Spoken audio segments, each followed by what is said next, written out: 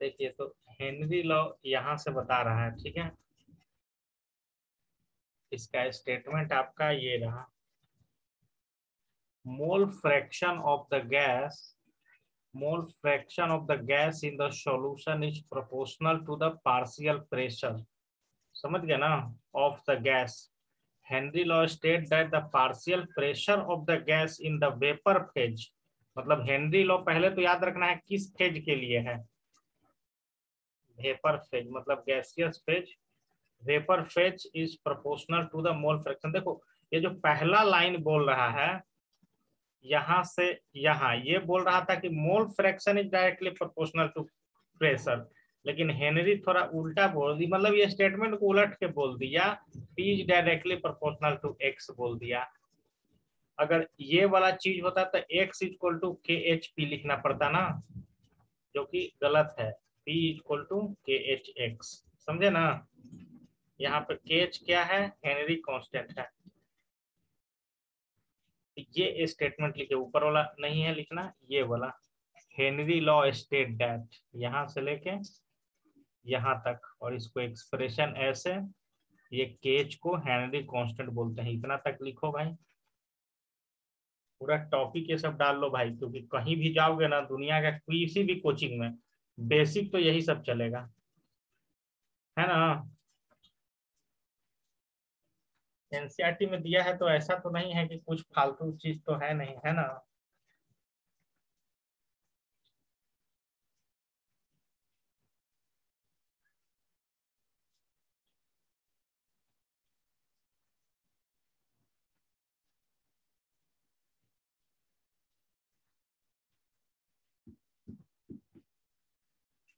Corona तो खैर आ नहीं रहा है, 10-20 को पूरे स्टेट में आ रहा है,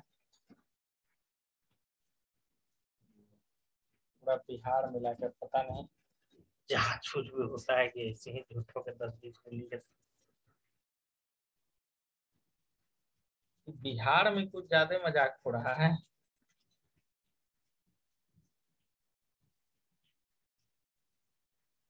तो लेकिन हम देखे हैं भाई, मतलब हम तो गए हैं एक दो दिन पटना, एकदम ऐसे बिना मास्क का आदमी खुला एकदम घूम रहा है, मतलब बस में मतलब हमको लगता है कि एक एक आदमी को हो चुका, अब नहीं फैलेगा।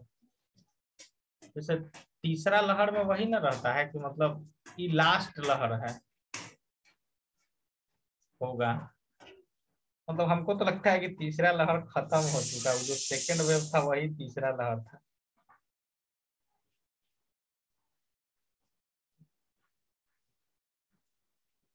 मतलब उसके बाद आधा पॉपुलेशन में रेड्यूस हो जाएगा, तो दिक्कत है भाई। बहुत ज्यादा लापरवाही है, तो हम तो प्लेन उड़न से गए ना भाई, अब बिना मास्क के आदमी चलता है।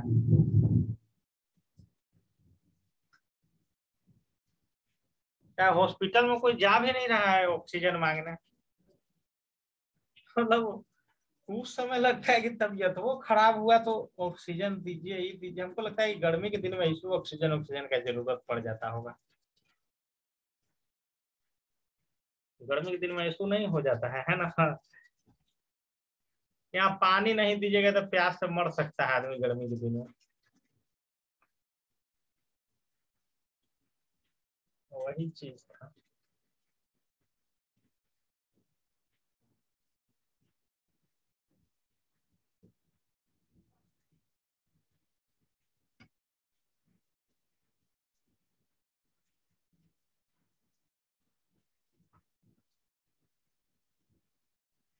तो स्कूल मम्मी वाला था, फोटो डाले हो,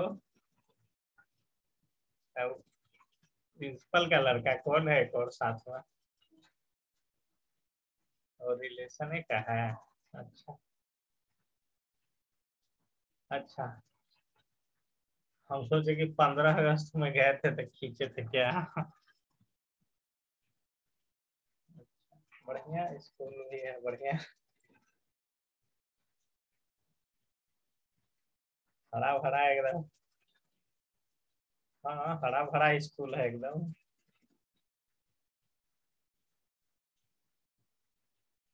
देखो भाई सरकार तो देता ही है फंड, उसको सही से अगर यूज करेगा तो प्राइवेट से ज्यादा ही मतलब फैसिलिटी सरकारी में मिलेगा।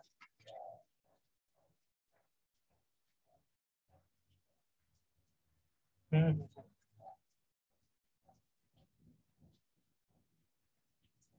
तो फिर वैसा आदमी स्कूल को प्राइवेट टाइप से फीलिंग होने लगेगा पढ़ने पे।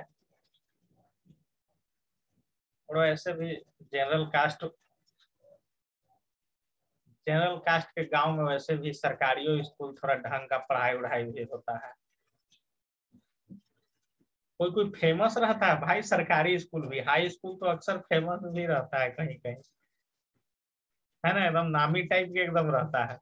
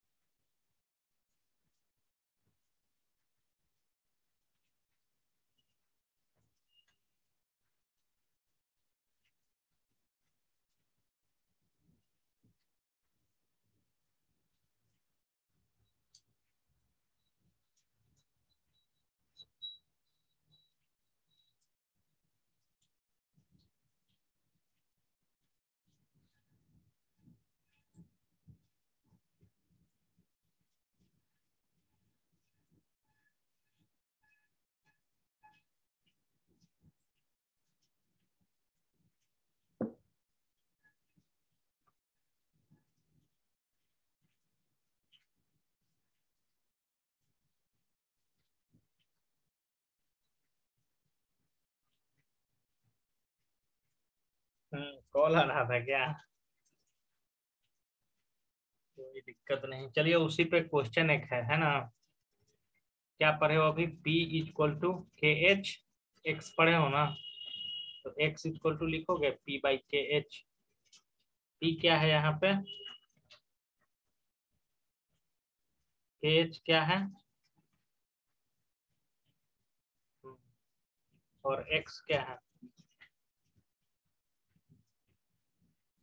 समझ गए ना? इतना चीज लिखे हुए हो भाई, इतना चीज लिखे हो तो क्वेश्चन पढ़ो तो पहले। क्वेश्चन पढ़ो, क्वेश्चन पढ़ने से भी बहुत चीज समझ में आता है।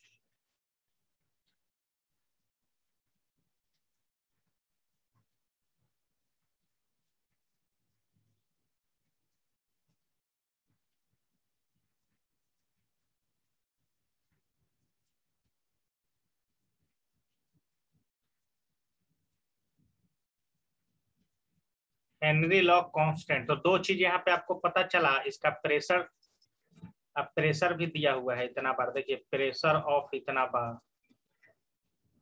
है ना। और इसका पता चल गया हेनरी कांस्टेंट का वैल्यू, एक्स निकालना है, एक्स के एच, पहला स्टेप में एक्स निकला है ना, देख रहे हो ना, पी बाई के एच निकला है ना, इतना आया कट कुट के, ठीक है उठाओ।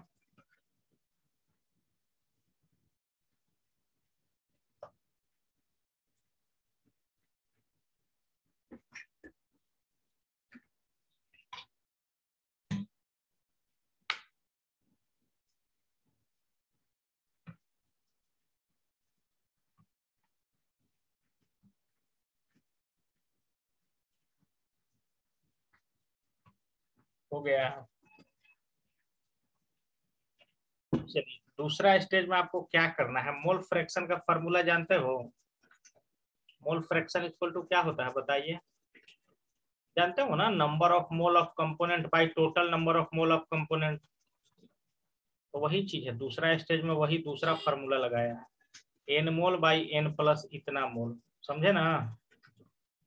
ये ऐसे मोल फ्रैक्शन तो खैर कैलकुलेट यहाँ पे कर लिया गया है, तो वही एन बाई, तो नंबर कितना मोल नाइट्रोजन था ये हमको पता लगाना है, समझ? यहाँ तो मोल फ्रैक्शन सिर्फ आया ना, ये पहला तो हम सिर्फ एक्स का वैल्यू कैलकुलेट किए हैं, समझ गए ना। दूसरा में हमको मोल का वैल्यू कैलकुलेट करना है कि टोटल कितना मोल है ना। मोल फ्रैक्शन तो अलग हो गया, मोल फ्रैक्शन में मोल का यूज है, मोल इक्वल टू तो होता है given weight bye molecular weight, समझ गया ना। तो गिवन वेट भी नहीं दिया हुआ है, गिवन वेट भी नहीं दिया हुआ, अगर दिया रहता तो यहाँ से मोल कैलकुलेट कर सकते हैं। लेकिन ये आपका फॉर्मूला दिया हुआ है कि मोल आप कैलकुलेट कर सकते हैं यदि आपको मोल फ्रैक्शन मालूम हो। ठीक है, तो क्या हो जाएगा, देखिए यहाँ पे मोल फ्रैक्शन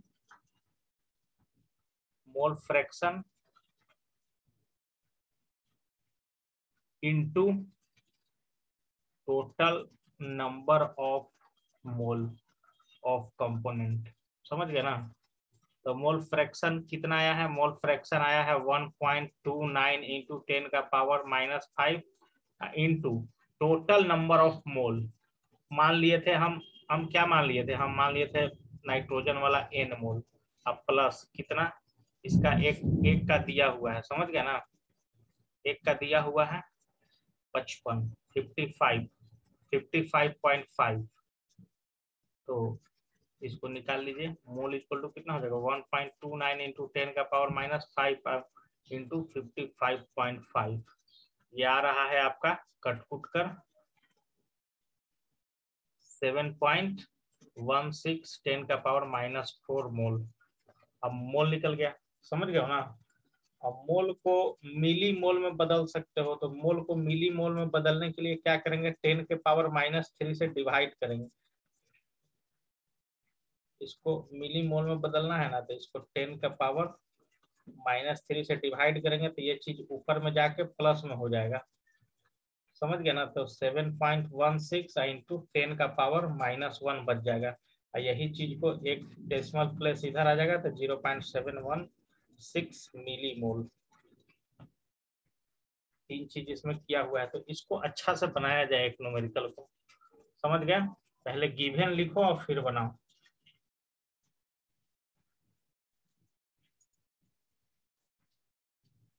पूरा इधर तो बारिश एकदम जबरदस्त हो रहा है। अच्छा, तो अब लगता है कि इधर आया है। हाँ, अभी रुका हुआ है। पूरा एकदम जबरदस्त बारिश एकदम, मतलब कम ही देर हुआ है लेकिन एकदम पूरा भयंकर वाला है।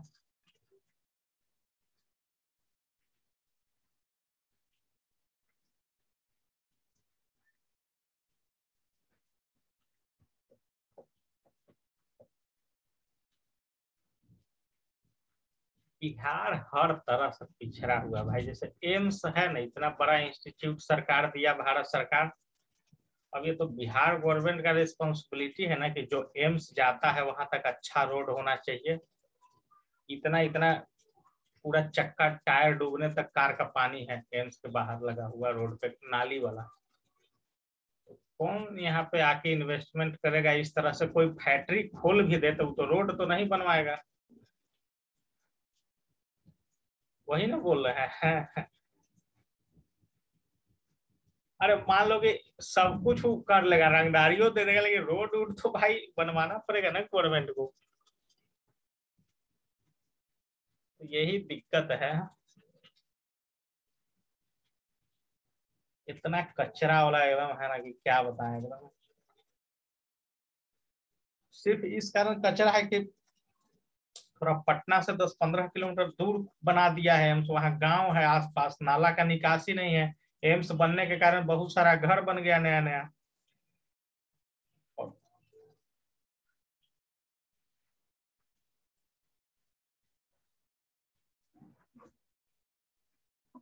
अगर आपका 24 घंटा बिजली रहे आपके स्टेट में और बढ़िया एकदम रोड उड रहे तो ऐसे ही शहर हो जाएगा आपका, है ना भाई।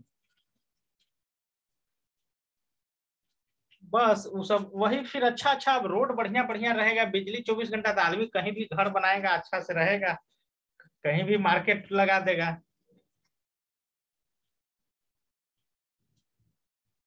वही ना, अमेरिका अमेरिका में तो गमो लगता है कि यहाँ शहर में उस तरह का घर होता है,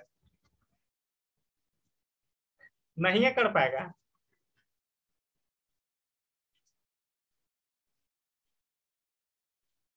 जैसे कि वो सब एकदम स्मार्ट सिटी टाइप से बसाया जाता है, जैसे कि क्या है कि प्लानिंग हुआ कि इसको एकदम बदलना है पटना, तो वो एक ही बार में पूरा एकदम डैमेज करके फिर से उसको रिकंस्ट्रक्ट सरकार अपने पैसे से करवा देगा।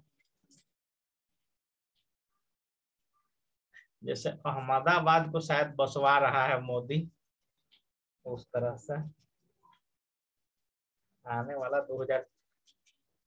2030 तक भारत का मतलब मुंबई दिल्ली सबसे आगे निकल जाएगा।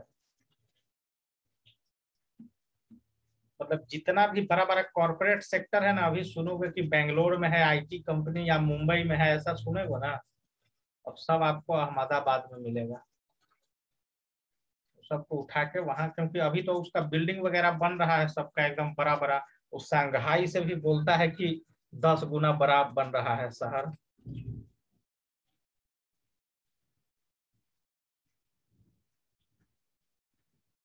हाँ, क्योंकि वहाँ गुजरात में नदी एक दो सूखा हुआ है, साबरमती नदी, तो सब नदियन में पानी ला दिया है, ऐसा ऐसा टेक्नोलॉजी है। जैसे कि गंगा जमुना सरस्वती का संगम मानते हो ना, प्रयागराज। कौन कौन है भाई? अच्छा, उठाओ उठाओ, कोई दिक्कत नहीं।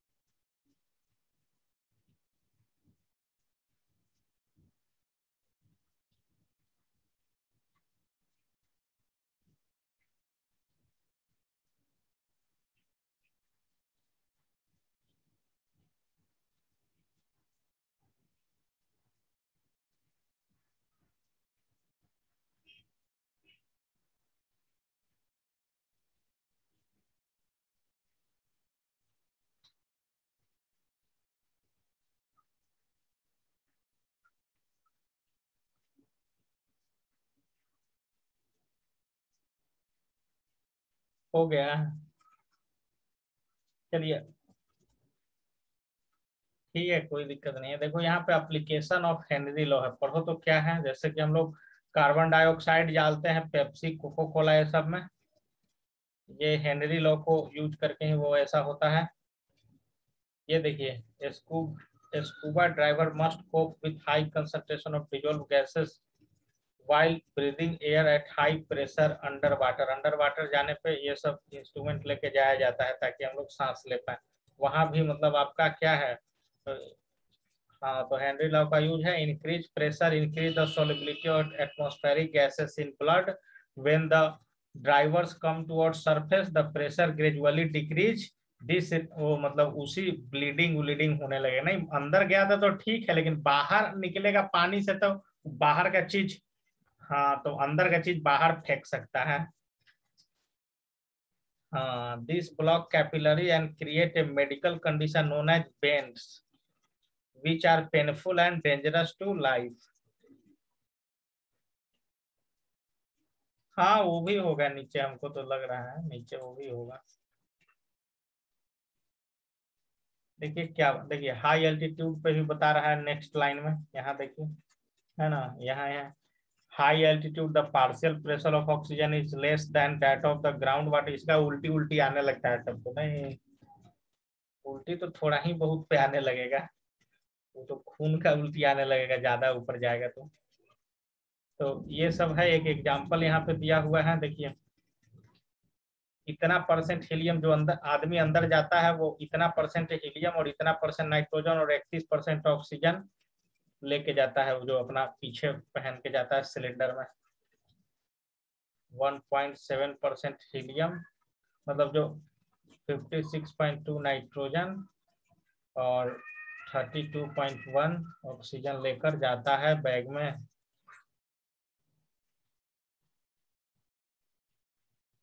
ये हो गया हेनरी लॉ। देखो अब हेनरी लॉ पे टेम्परेचर टेम्परेचर का इफेक्ट पड़ेगा क्या, तो एकदम पड़ेगा। Henry law, solubility of gas decrease with rise in temperature. देखिए अब यहाँ पे उल्टा चीज हो रहा है। हम्म, हाँ, लेकिन गैस में उल्टा, समझ गए ना, तो ये इंपॉर्टेंट लाइन है, समझ गए। When dissolved, the gas molecules are present in the liquid phase. The process of dissociation can be considered similar to the condensation. The heat is evolved in this process. We learned at this. फिर वही चीज ये परेशान कर रहा है बार बार। 11th का चीज है, अब यही पढ़ा जाए। आज 10 बार आ चुका होगा लगभग, ये हर जगह आ जाता है।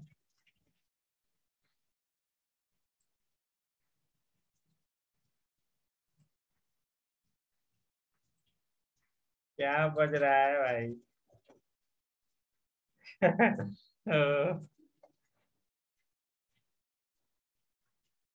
हमको तो लगता है गेहूं सब चीजवा पूरा बिहार में एक ही बिकता है। आता होगा उधर भी मिक्सचर बेचने, 50 का दो। ओ,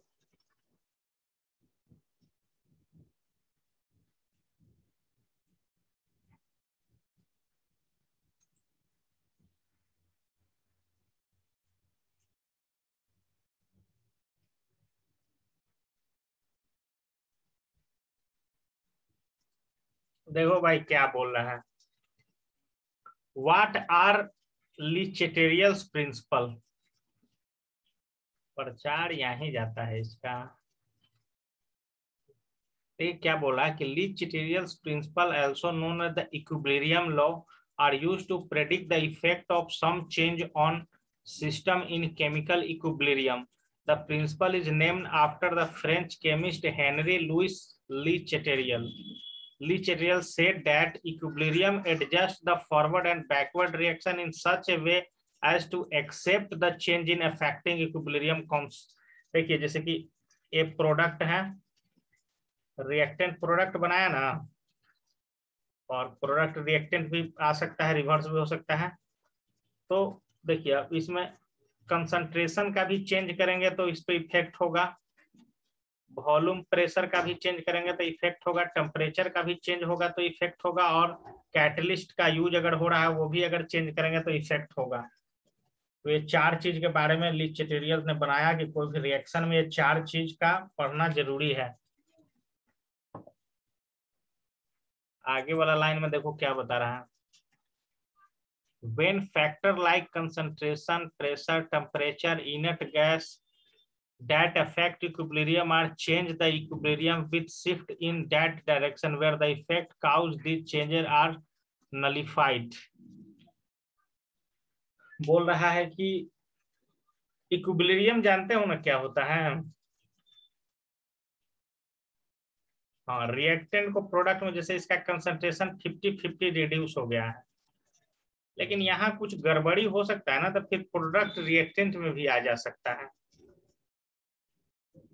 रिवर्स भी हो जा सकता है ना। जैसे कोई भी चीज हम लोग अगर कर रहे हैं तो उसको फॉरवर्ड ही जाना रहता है, लेकिन रिवर्स भी हो जा सकता है।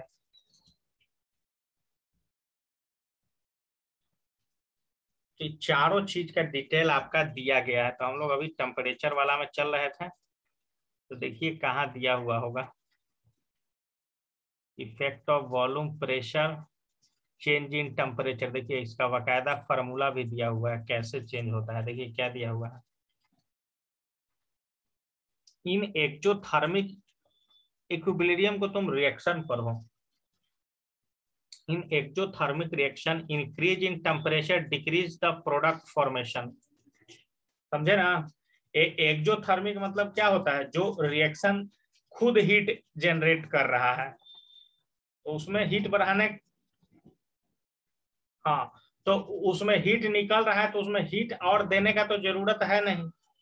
अगर हीट दीजिएगा तो उसका प्रोडक्ट बनने का स्पीड कम हो जाएगा। दूसरा, इंडोथर्मिक में आप हीट दे सकते हो, उसका रेट इंक्रीज करेगा। समझ गए ना? तो टेम्परेचर पे कैसे डिपेंड करता है ये आपका दिया हुआ है। देखिए अब ये क्या है आपका, K1 एंड K2 है ना, कंसंट्रेशन का चेंज है। तो ये सब आप लिख सकते हो। केल्विन में टेम्परेचर है K1 K2।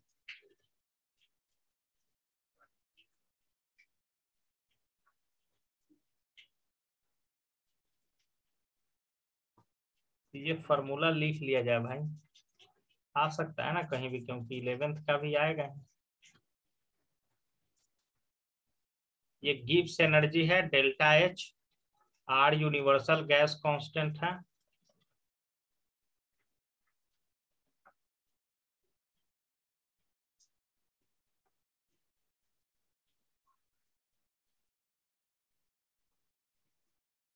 मतलब ऐसा होना चाहिए, टेम्परेचर का अगर रेशियो निकाल के उसका लॉग निकालोगे वो इसके बराबर होना चाहिए, है ना। मतलब ये हर रिएक्शन के लिए इसका वैल्यू फिक्स होता है, नीचे में एग्जांपल दिया हुआ है।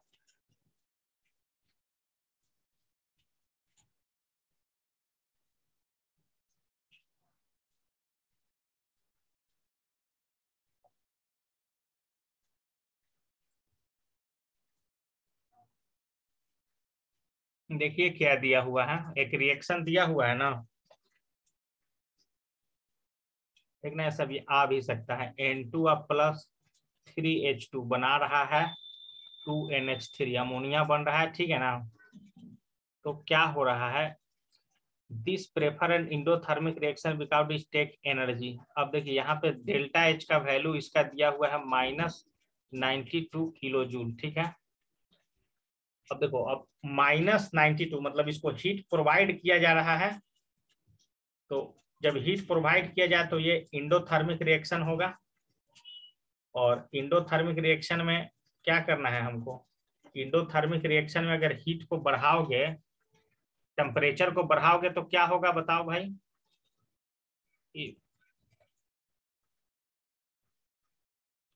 हाँ, रिएक्शन क्या होगा, फास्ट होगा, समझ गया ना।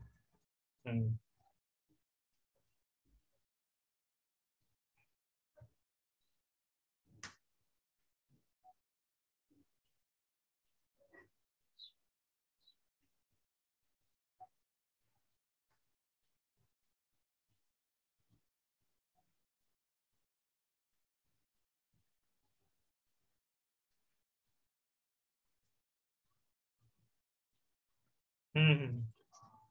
देखिए तो ये बता रहा है यहाँ पे एक चीज और, कि इंडोथर्मिक रिएक्शन ना रिवर्स रिएक्शन होगा, और एक्जोथर्मिक रिएक्शन होगा वो फॉरवर्ड रिएक्शन होगा, ये भी इंपॉर्टेंट है इसके लिए।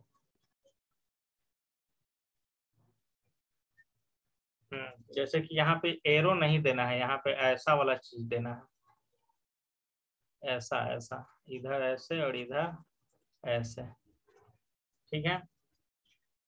तो फॉरवर्ड रिएक्शन होगा तो ये एक्जोथर्मिक होगा, और इधर से इधर जाएगा तब ये इंडोथर्मिक होगा। हो सकता है ना भाई, 2NH3 टूट के भी तो बन सकता है N2 + 3H2, तो वही चीज बोल रहा है, समझे ना। तो ये देख लिए थोड़ा सा क्या ही चीज था, फिर हम लोग लौटते हैं उसी टॉपिक पर। ये कैलकुलेट करो तो भाई, 2.6, 2.6 कैलकुलेट करो, फिर 2.7 हम बनाते हैं। फार्मूला तो याद ही होगा, है ना।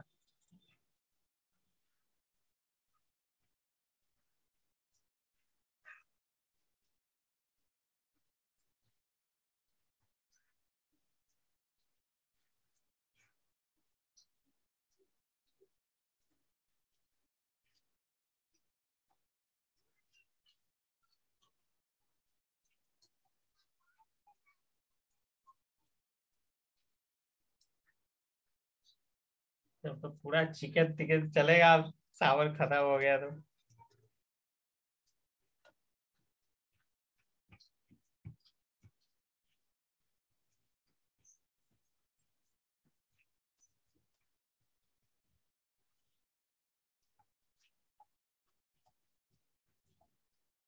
क्या बताएं, दोस्ती के चक्कर में तो खा लिए हैं भाई। हाँ हाँ, होटल में बना के नहीं, 2-3 बार रेस्टोरेंट में खा लिया। एक आध दिन एक रोल तुम कैसे वही छुप छुप के जुगाड़ होना। हाँ, रोलवा तो बताए थे एक दिन हमसे भी कि रोल खा लिए हैं कल।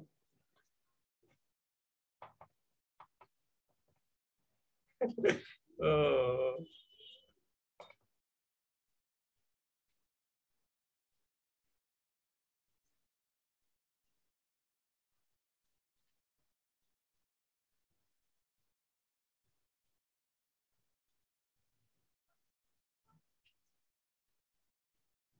देखो भाई अब ये बहुत सारा इसमें फार्मूला का यूज होगा, ठीक है ना।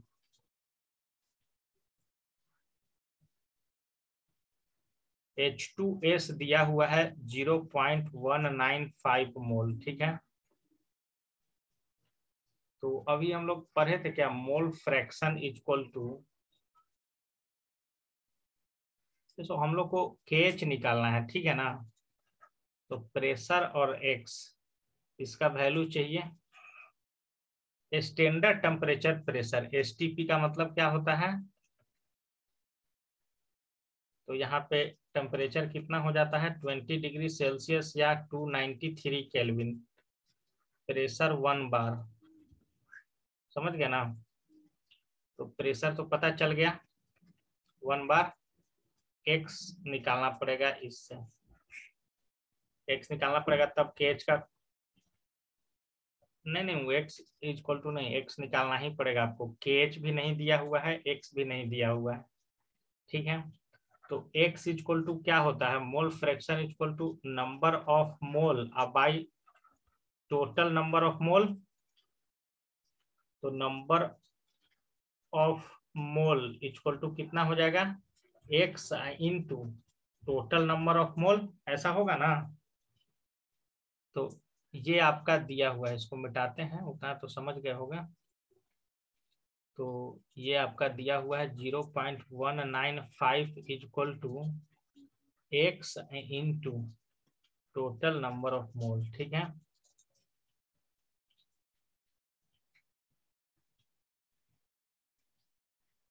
नहीं नहीं उल्टा लिखा है, X equal to 0.195 by total number of mole. मान लीजिए कि अगर लेते हम लोग कितना भाई, अगर 100 ग्राम लेते तो क्या होता बताओ। तो 100 ग्राम अगर लेते तो ये 0.195 मोल यूज किया गया है, ठीक है। वन इसका देखिए ना, हाइड्रोजन सल्फाइड का 2 प्लस सल्फर का कितना होता है 32, 32 ही होता है शायद। तो इसका 38 है, यानी कि 34 ग्राम। अगर 100 ग्राम लेते तो 34 ग्राम तुम्हारा H2S रहता, और बाकी बचा हुआ कितना हो गया 66 ग्राम क्या रहता है, H2O रहता रहता ना। आप कुछ कुछ आइडिया समझ में आ रहा है ना। तो 66 ग्राम में कितना नंबर ऑफ मोल H2O हो गया, तो 66 ग्राम बाई 18, 18 4 से थोड़ा सा कम है ना, 3.5 मोल। तो ये 3.5 मोल अब प्लस कितना मोल 0.195 मोल। अब समझ गए,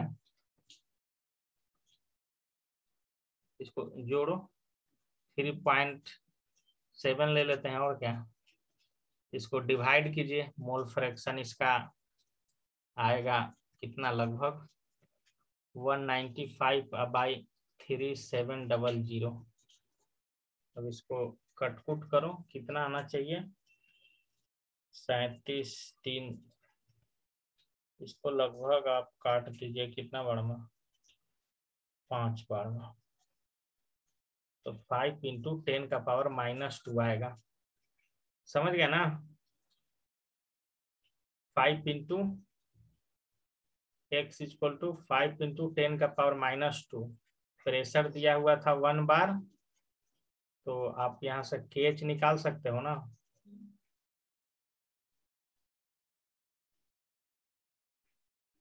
P इक्वल टू KH(x), तो KH इक्वल टू P/x, तो P1 बार, और ये हो गया 5 × 10⁻², यानी कि 100/5, यानी कि 20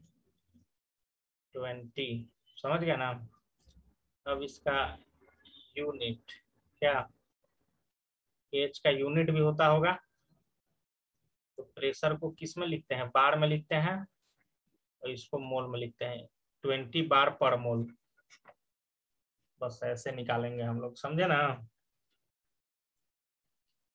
तो नेक्स्ट क्वेश्चन अब ट्राई किया जाए भाई। नेक्स्ट क्वेश्चन देखो, गलत सही कुछ भी निकालो, जो भी फार्मूला पढ़े हो ना उसी से कुछ ना कुछ गलत सही निकालना है।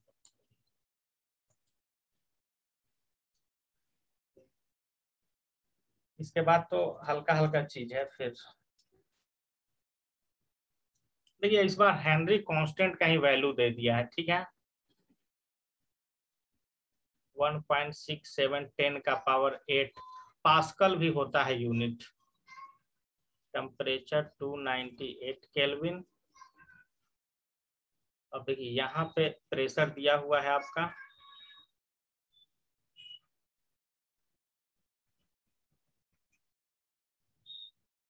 Calculate the quantity of CO2 in 500 ml of soda water when packed under इतना CO2 प्रेशर।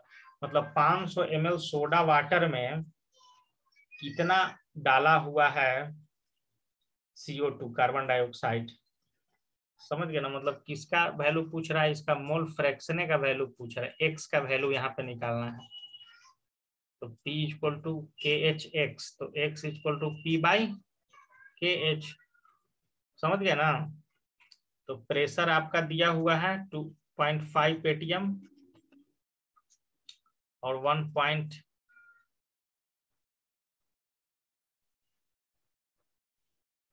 समझ गए, इसको डिवाइड करोगे तो निकल जाएगा प्रेस एक्स का वैल्यू। बस एक्स का वैल्यू जो निकल जाएगा उसके बाद आपको क्या करना है, एक्स का वैल्यू निकल जाएगा ना, तो ये तो मोल फ्रैक्शन हुआ। तो मोल फ्रैक्शन अगर निकल जाएगा तो मोल फ्रैक्शन इक्वल टू क्या होता है, number of mole of CO2 by total number of mole.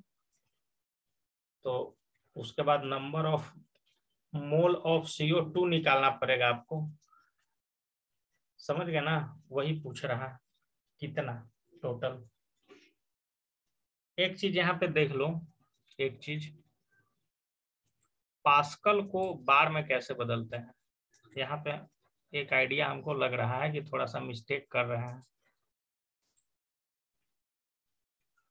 How to calculate pascal in बार।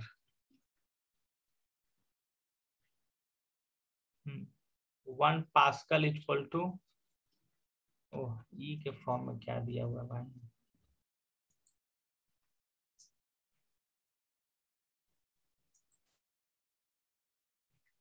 देखो 1 बार इक्वल टू दिया हुआ है ना, कितना पास्कल, 1 2 3 4 5, मतलब ये जो यहाँ दिया हुआ है क्वेश्चन में, केज का वैल्यू कितना दिया हुआ था, 1.67 × 10⁸ पास्कल दिया हुआ है ना जी। 1 पास्कल इक्वल टू 10⁻⁻5 बार। इसको क्या करोगे, केज को 1.67 10⁸ को किससे डिवाइड करोगे, 10⁻5 से, समझे ना। यानी कि 1.67 इंटू, या ऐसे भी लिख सकते हैं, ये बार में बदल गया आपका। तो अब और इजी हो गया है ना। प्रेशर 1670 और के प्रेशर 2.5 atm यहाँ दिया है, 2.5, और इसको ये मोल फ्रैक्शन आपका आ जाएगा कैलकुलेट होके, समझ गए। तो यहाँ पे इंपॉर्टेंट चीज लिख लो कि कैसे पास्कल्स को बार में बदलना है, ये भी यूनिट है, CGS यूनिट है प्रेशर का। 1 पास्कल इक्वल टू 10 का पावर -5 बार।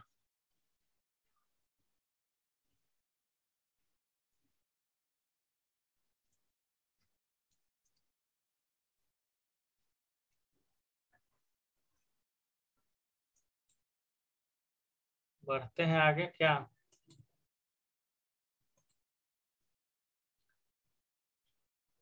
चलिए अब ये सब हम लोग को पढ़ना है।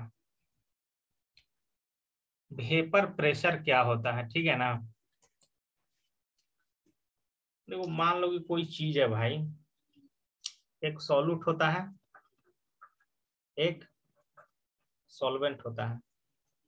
इसके प्रेशर को P1 से मान लेते हैं, इसके P2 से, ठीक है। अकॉर्डिंग टू हेनरी लॉ क्या पढ़े हो, P इक्वल टू, पढ़े है ना, P directly proportional to X पढ़े हो ना हेनरी लॉ से। तो यहाँ पे देखो क्या किया गया है, तो ऐसे भी लिख सकते हैं कि P1 is directly proportional to X1। यहाँ पे कांस्टेंट दूसरा यूज कर रहा है P01 X1।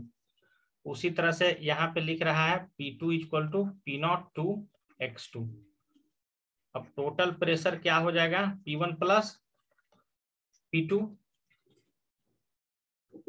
तो यहाँ पे समझ में आ रहा है लाइन। तो टॉपिक दे दीजिए,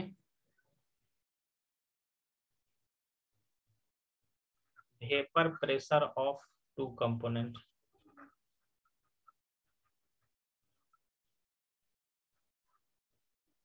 कंपोनेंट इन ए सॉल्यूशन, और इसको लिखा जाए, पहला लाइन ये, दूसरा ये, तीसरा ये, चौथा ये, 5 लाइन है टोटल बस। देखो इसमें ऐसा तो नहीं ना है कि ये चीज समझ में नहीं आ रहा हो कि ये क्यों लिखा हुआ है, समझ में आ रहा है ना, बस तो वही है।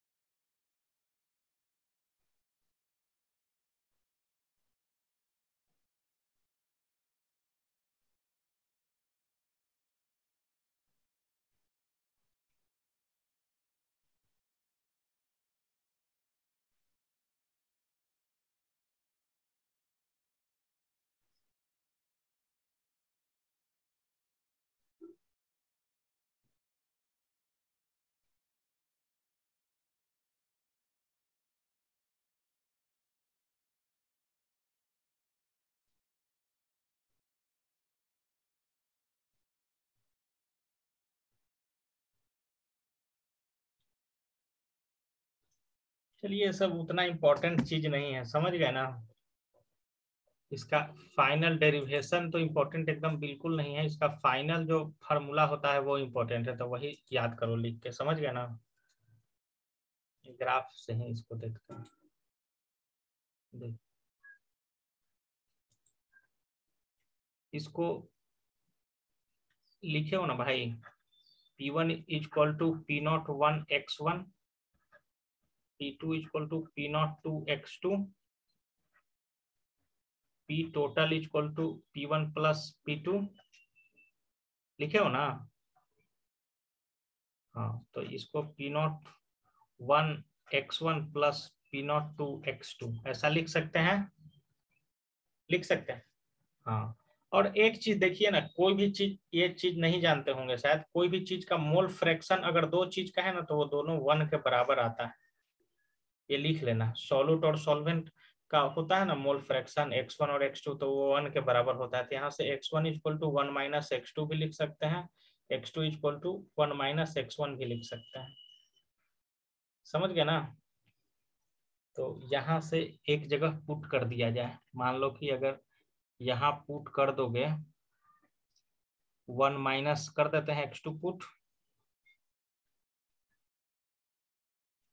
इसको मल्टीप्लाई करो, P01 प्लस P01 x2 अब प्लस P02 x2, यहाँ से क्या आ गया P1 प्लस, यहाँ से आप ले लो x2 को कॉमन, कितना बच गया P01 प्लस P02।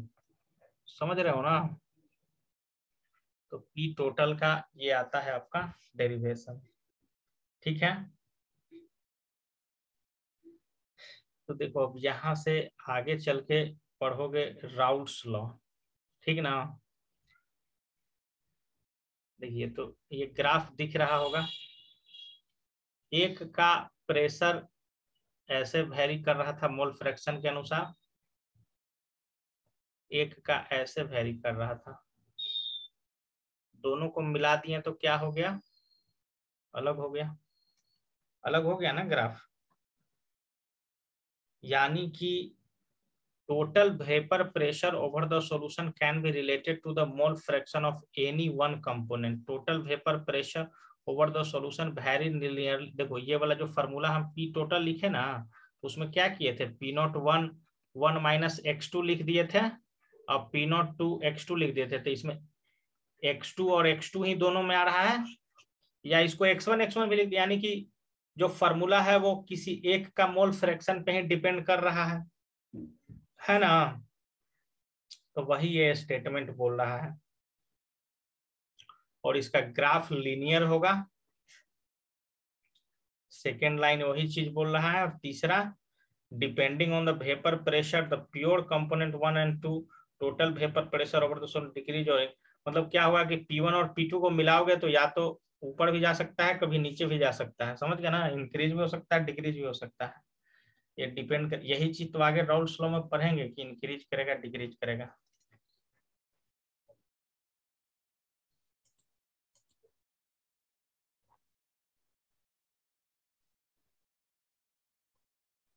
इस पे भी क्वेश्चन दिया हुआ है, ठीक है।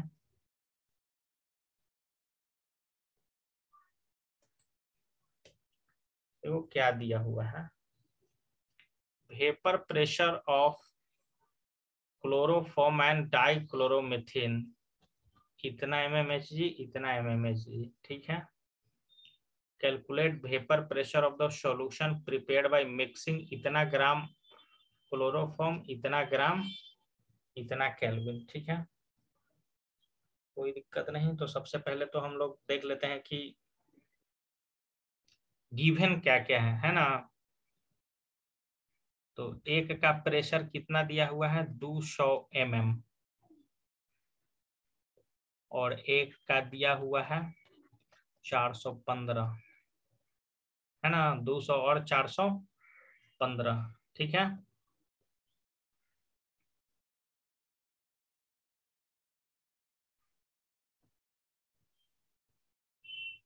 अब देखो क्लोरोफॉर्म दिया हुआ है एक, CH2 Cl2 और CHCl3 दो चीज दिया हुआ है। CHCl3 इसी को क्लोरोफॉर्म बोलते हैं भाई। कार्बन का 12, हाइड्रोजन का 1, क्लोरीन का 35.5 का 3 बार, टोटल आ रहा है 119.5 ग्राम पर मोल। इसका मोलर मास निकाल रहे हैं अभी।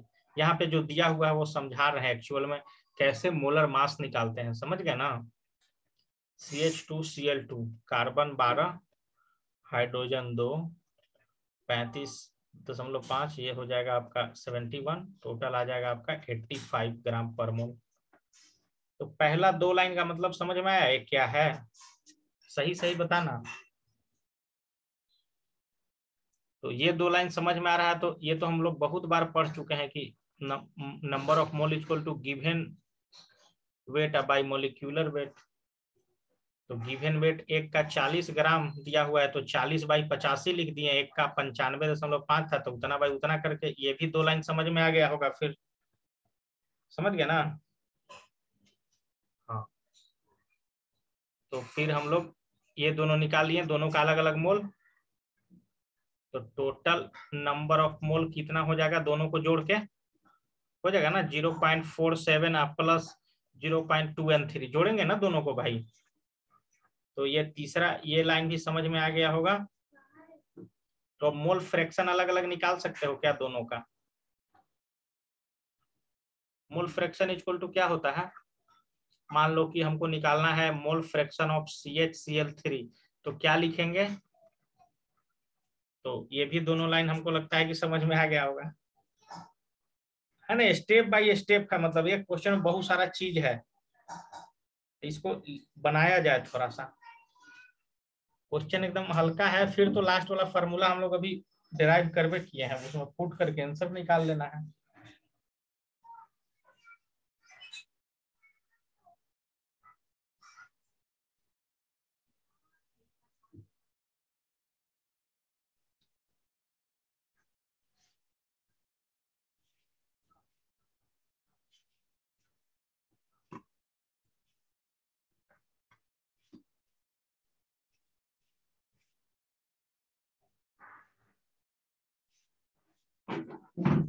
इसको 6 लाइन तक लिखो भाई, 2 2 4 5 6 7 तक।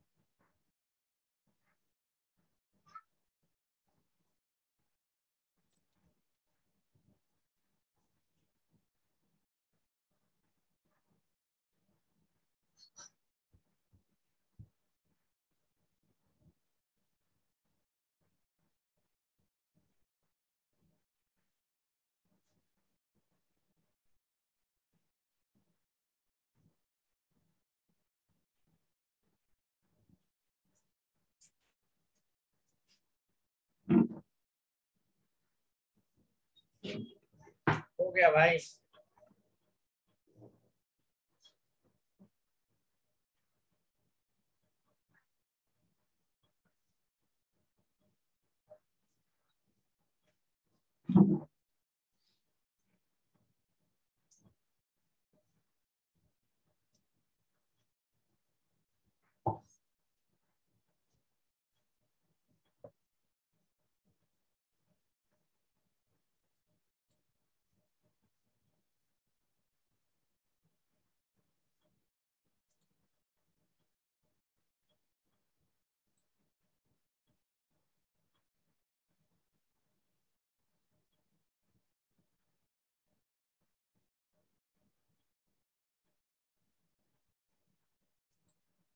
एक चीज यहाँ पे नीचे वाला समझ में नहीं आ रहा होगा,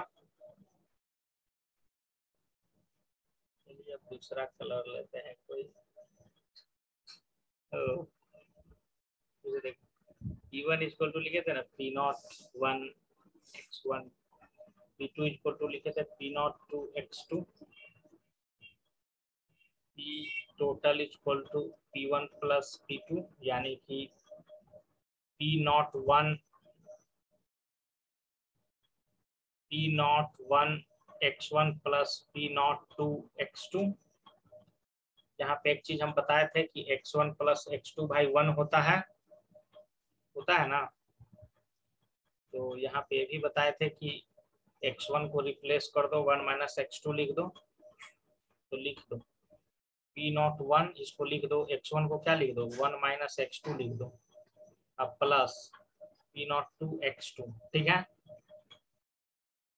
P टोटल कितना आ रहा है, इसको मल्टीप्लाई कीजिए अंदर, तो P01 को 1 से किया तो P01, अब माइनस का साइन है, माइनस इसको किए इससे मल्टीप्लाई तो कितना आ जाएगा P01 x2 और फिर प्लस P02 x2।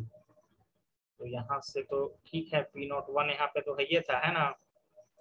यहाँ से x2 को कॉमन ले लोगे तो कितना हो जाएगा P2 माइनस P1,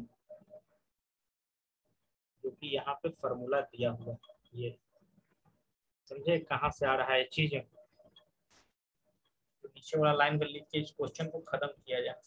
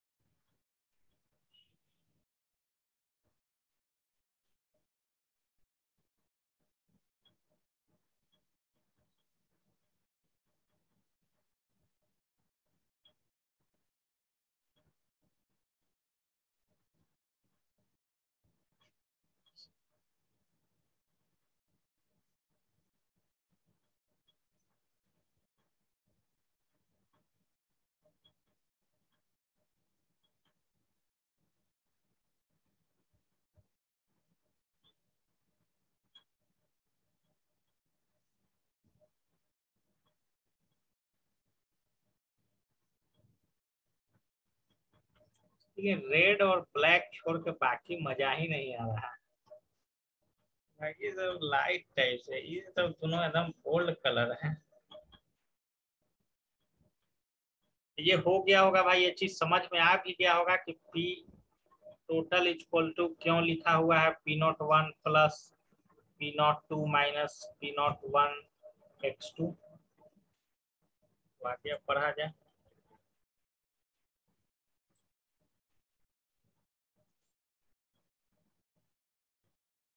चलिए राउल्स लॉ क्या है, extended form of Henry law है।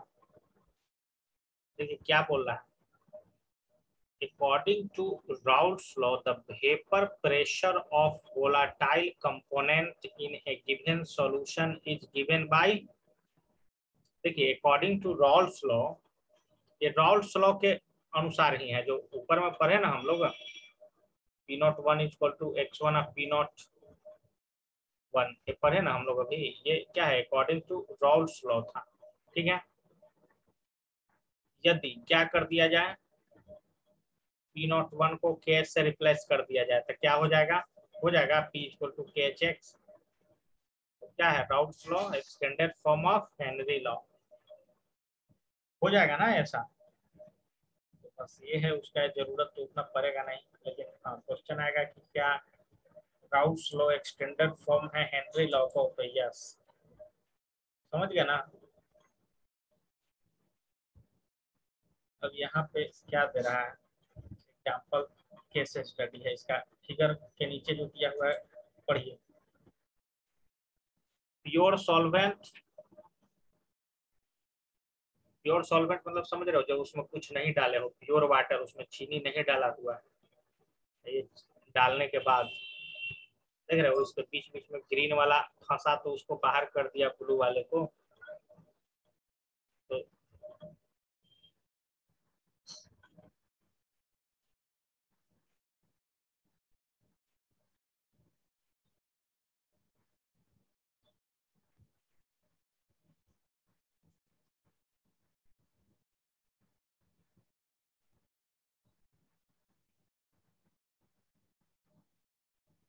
ग्रीन, तो ये सब एग्जाम में तो नहीं आएगा, सब कॉन्सेप्ट बिल्डिंग रीडिंग है, एकदम रीडिंग मारना है, कोई है या नहीं न्यूमेरिकल नाम का चीज। अब ये ग्राफ देख लीजिए थोड़ा, है ना, याद रहा था ना राउल्ट्स लॉ, क्या बताया राउल्ट्स लॉ? राउल्ट्स लॉ बताया कि जो वेपर प्रेशर होगा वो तो होगा ही, मोल फ्रैक्शन के तो होगा ही, लेकिन इसमें एक प्योर सॉल्वेंट का वेपर प्रेशर केएच के जगह पे यहाँ पे लिखेंगे ना, तो डायरेक्टली प्रोपोर्शनल का फिर ग्राफ ऐसे ही होता है क्या किसी भी चीज का। तो ये ग्राफ भी याद रखना भाई, समझ गया ना। The proportionality constant is equal to the vapour pressure of pure solvent. A plot between the vapor pressure and mole fraction of solvent is linear, इसको लीनियर ग्राफ बोलते हैं, ठीक है। चलिए, तो जो ये लीनियर वाले लाइन को फॉलो करे उसको आइडियल सॉल्यूशन, और जो नहीं फॉलो करे उसको नॉन आइडियल सॉल्यूशन। यानी कि जो राउल्ट्स लॉ को फॉलो करे वो आइडियल सॉल्यूशन, और नहीं फॉलो करे वो नॉन आइडियल सॉल्यूशन। समझ गया? दुनिया में हर चीज नॉन आइडियल ही होता है, आइडियल कुछ होता ही नहीं। अब आइडियल में देख रहे हो, ऐसा बोल रहा है कि मतलब ऐसा होना चाहिए, ऐसा तो कहीं होता ही नहीं कि डेल्टा एच जीरो हो, या तो पॉजिटिव होगा या तो निगेटिव होगा, और वॉल्यूम का कोई चेंज नहीं। ऐसा तो मान भी सकते हैं कहीं कहीं कि अगर 100 ml वाटर में 10 ml कोई चीज मिला दिए तो 110 ml टोटल, ऐसा तो मान भी सकते हैं, लेकिन ऐसा भी नहीं होता है, क्योंकि ये केमिस्ट्री है, रिएक्शन हो जाएगा तो या तो घटेगा या तो बढ़ेगा। फिजिक्स में भी नहीं होता है ऐसा, वेव वूव में देखे हो ना, इंटरफेरेंस होगा तो या तो बढ़ेगा या तो घटेगा, बराबर तो नहीं होगा। नॉन आइडियल सॉल्यूशन वही बता रहा है कि ये नहीं फॉलो करेगा राउल्ट्स लॉ को। एक चीज यहाँ पे देखिए बता रहा है, निगेटिव सॉल्यूशन अब दो टाइप का होगा। एक जैसे कि ये हो गया राउल्ट्स लॉ वाला भाई, एक क्या करेगा, एक निगेटिव डेविएशन शो करेगा, एक पॉजिटिव डेविएशन शो करेगा। इस लाइन पे एक निगेटिव डेविएशन शो करेगा, एक पॉजिटिव डेविएशन शो करेगा। कौन सा? Non ideal solution. सब ग्राफे से ही सब स्पष्ट होगा, ये सब पढ़ने का कोई जरूरत नहीं है। चलिए देखिए, है ना,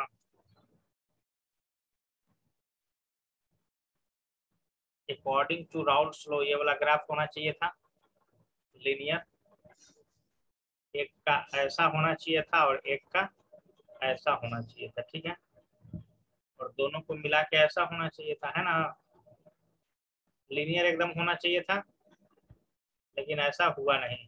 नहीं हुआ, क्या हुआ, यहाँ पे इंक्रीज कर गया पॉजिटिव डेविएशन,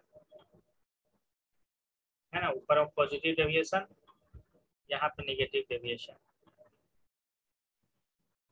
ग्राफ याद रखोगे कैसे है पॉजिटिव और नेगेटिव डेविएशन का ग्राफ बनाइए, तो ये बहुत इंपॉर्टेंट है। नॉन आइडियल सॉल्यूशन, ये क्या है, positive deviation from Raoult's law, ये है negative deviation from Raoult's law. इसको लिखा जाए, इधर लिखा भी हुआ है, देखो ना, पढ़ो इधर क्या लिखा है।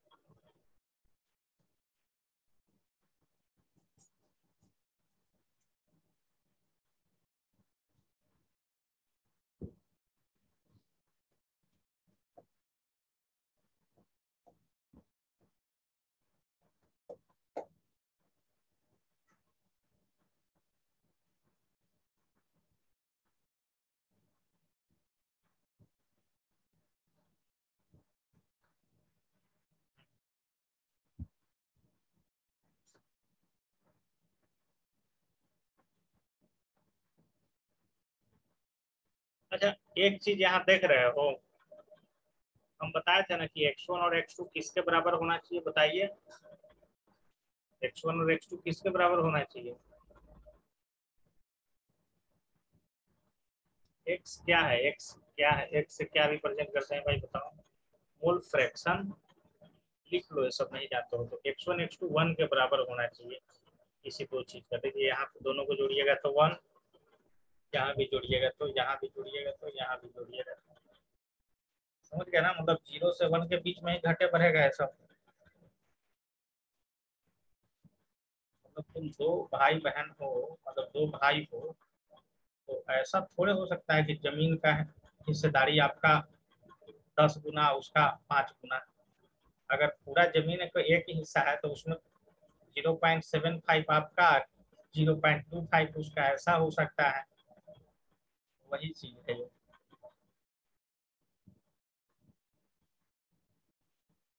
है ना। तो एक से ज्यादा नहीं हो सकता, मतलब बोल सकते। अच्छा ये भी देखना भाई, कहीं कहीं ऑब्जेक्टिव क्वेश्चन में हो सकता है ना कि मोल फ्रैक्शन निकालिए, मोल फ्रैक्शन का ऑप्शन दे रहा है 2.6, तो ये ऐसे ही गलत, ऑप्शन ही गलत।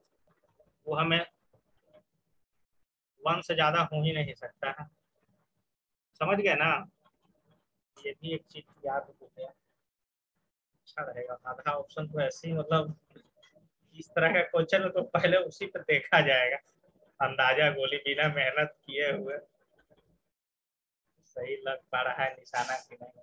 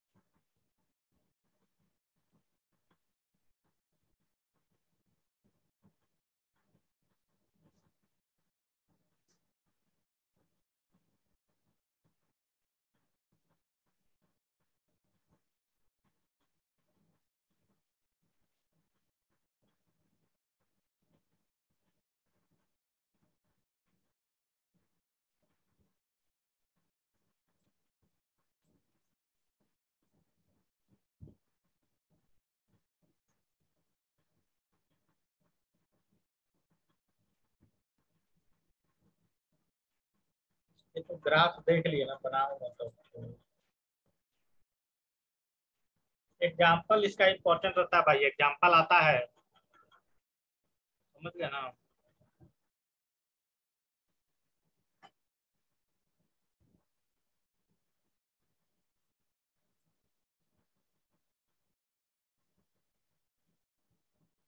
तो यहाँ से पढ़ो तो, ऐसे यहाँ पे देखो, chloroform and acetone form A solution with negative deviation, समझ गया ना।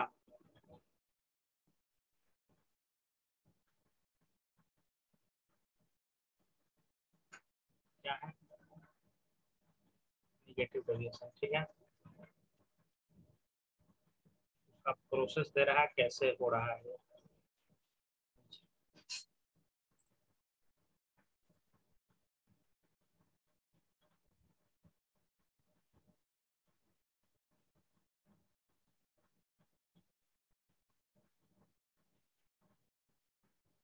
देखिए एक यहाँ पे टर्म आ रहा है एजियोट्रॉप्स। देखिए एजियोट्रॉप्स क्या बता रहा है इसका definition, which are binary mixture having same composition in liquid and vapor phase and boil at constant temperature. In such cases, it is not possible to separate the component by fractional distillation. These are the two types of azeotrope called minimum boiling azeotrope and maximum boiling azeotrope. The solution which show a large positive deviation from Raoult's law, minimum boiling azeotrope at a specific composition.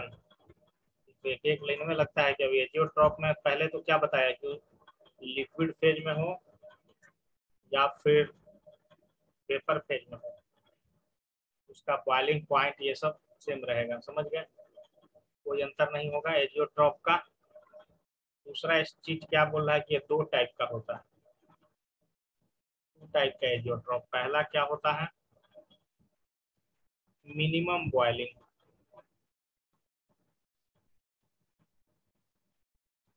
Azeotrope. दूसरा क्या बोल रहा है, maximum boiling. अब minimum boiling में क्या कर रहा है कि ये क्या करेगा, मिनिमम बॉइलिंग वाला large positive deviation from Raoult's law, इसमें क्या less positive deviation from Raoult's law. समझ गया ना, एकदम रीडिंग डालो, रीडिंग एकदम।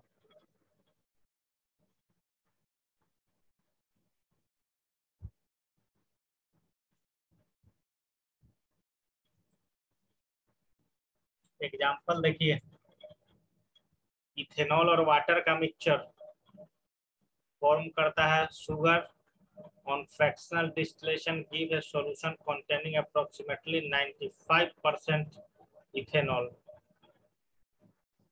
ये क्या है, एजियोट्रॉफ है,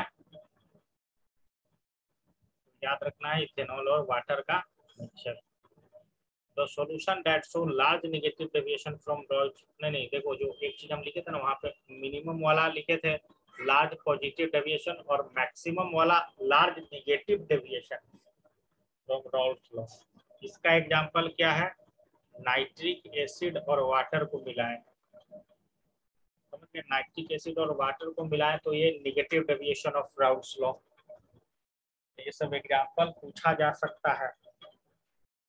ये तो डाटा नहीं पूछा जाएगा कि कितना परसेंट क्या देता है, इस तरह पूछना रहेगा तो न्यूमेरिकल देगा सीधा।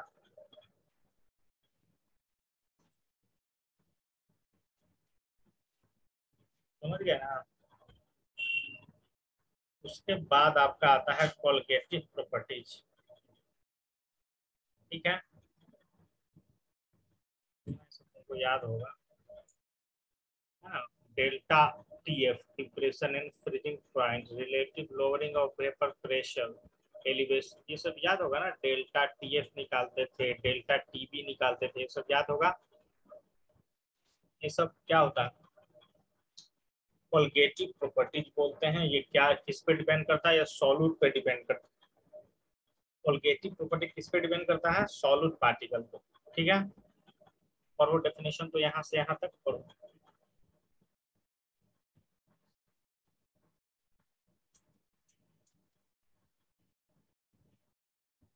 ऑल दीज प्रॉपर्टीज नहीं दिख रहा है क्या,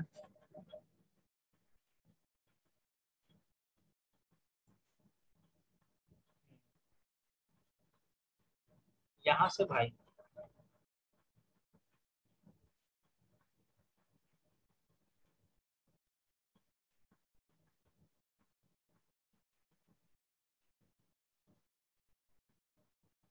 एग्जाम्पल, इसका एग्जाम्पल यही सब, relative lowering of vapour pressure, depression in freezing point, elevation in boiling point, osmotic pressure. तो इसको लिखिए तो पहले इसका डेफिनेशन है।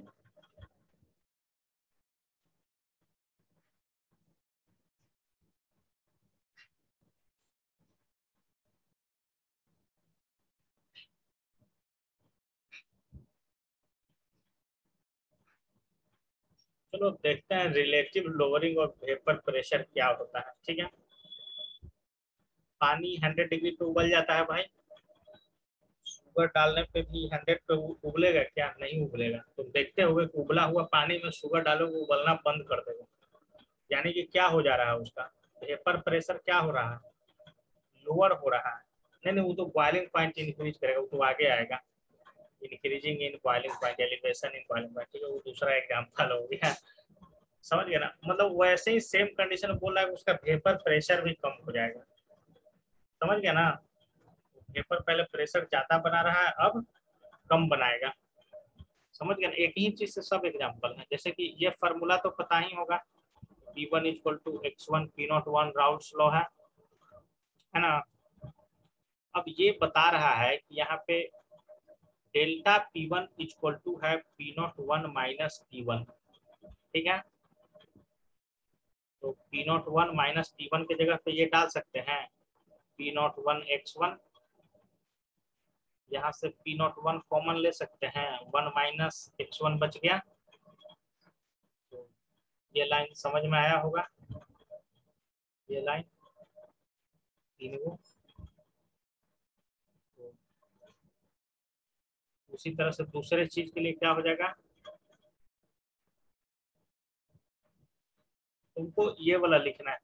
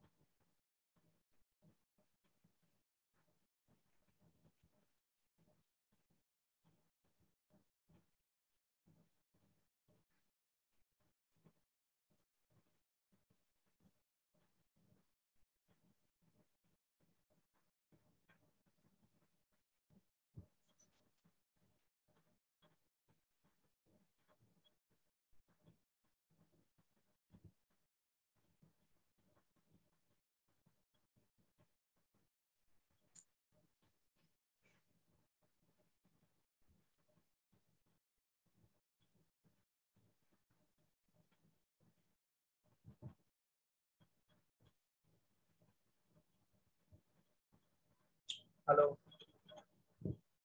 हाँ भाई देखिए, तो इसमें डेरिवेशन नहीं याद करना है तुमको, समझ गया ना? तुमको पांचों का फॉर्मूला याद करना है कि relative levelling of vapour pressure का क्या दिया हुआ है, P01 minus P1 by P01, और W2 into M1 by M2 into W1। अब चलिए ये बताइए हमको P01 क्या है? प्रेशर ऑफ प्योर सॉल्वेंट, मतलब इसमें नहीं डाला हुआ है सॉल्यूट तब का प्रेशर। और P1 क्या हो गया, जब सॉल्यूट डाल दिए तब का प्रेशर। W2 क्या हो गया भाई, W2 मतलब जो लेस अमाउंट में है, weight of solute. W1 weight of solvent. M2 molar weight, molar weight of कुछ क्या, सॉल्यूट। M2 वाला सॉल्यूट रहेगा और M1 वाला सॉल्वेंट। समझ गया ना? देखिए यहाँ पे, देखिए यहाँ दिया भी हुआ है W1 W2 क्या है, मासेस, और M1 M2 molar masses of क्या, सॉल्वेंट एंड सॉल्यूट रेस्पेक्टिव। यानी कि 1 वाला क्या है, सॉल्वेंट, और 2 वाला क्या है, सॉल्यूट। किसी भी चीज में लगा रहे 1 2 तो आपको सिर्फ ये वाला लाइन लिखना है, इसमें लिखना है relative lowering of vapour pressure.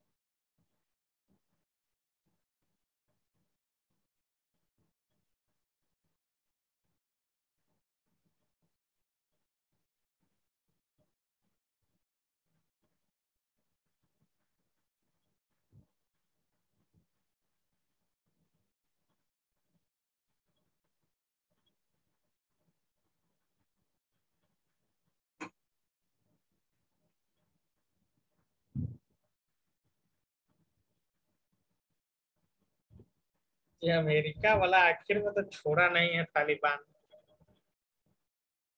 हाँ,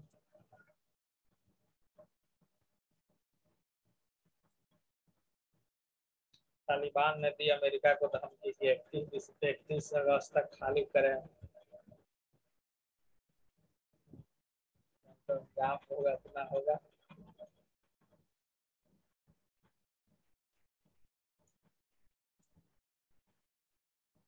नहीं, सब मीडिया ऐसा हवा हवाई कर देता है, यहाँ तक कि IS भी ऐसा नहीं है कि सब आदमी को काटते चलता है।